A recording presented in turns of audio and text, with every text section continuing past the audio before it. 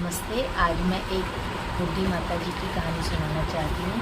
एक माता जी थी और वो बैठे बैठे राम का नाम लिया करती थी और उसकी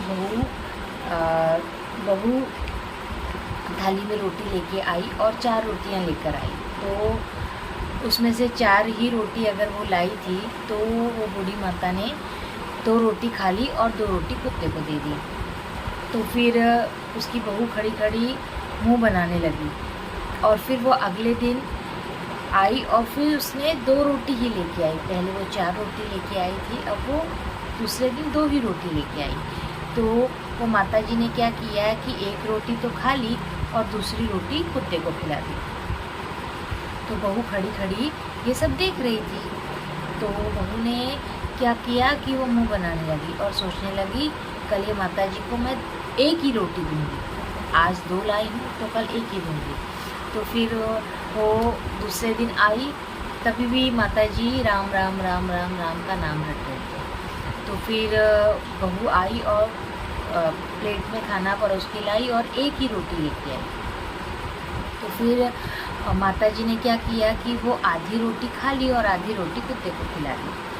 और फिर बहू खड़ी खड़ी देख रही थी कि ये माता जी करती क्या है। और फिर अगले बार क्या हुआ कि अगली बार बहू आई ही नहीं और रोटी लाई ही नहीं और ये सब उसकी एक पड़ोसन देख रही थी।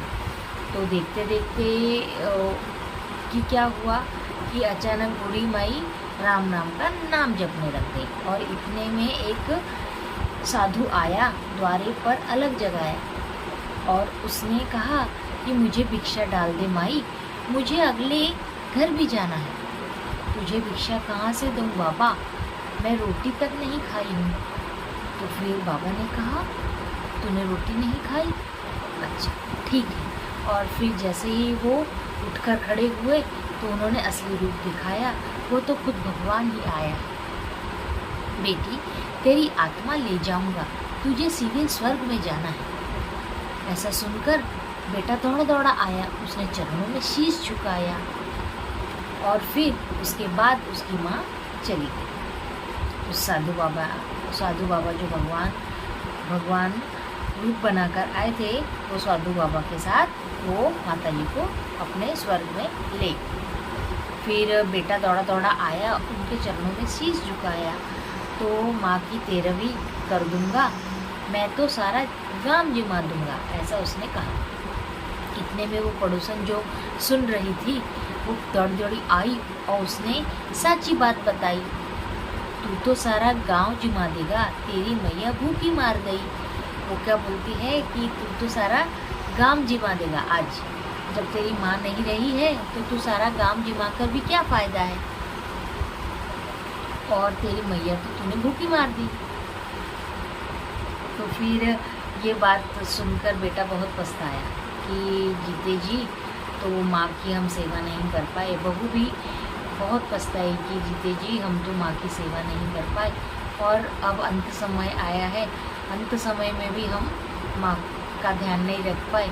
जब माँ स्वर्गवास हो गई तब 13वीं करके पूरे गांव को जिमा कर क्या पाएगा। तो मेरी सखियाँ ये कह रही हैं कि क्या गजब कहानी सुनाई है। और बैठी बैठी वो राम का नाम जो जपती थी माता जी, वो स्वर्ग के निवासी हो गई, स्वर्ग में वैकुंठ में वास करने लग गई। तो अगर मेरी कहानी आपको अच्छी लगी हो तो इसे ज़रूर लाइक कीजिए। धन्यवाद।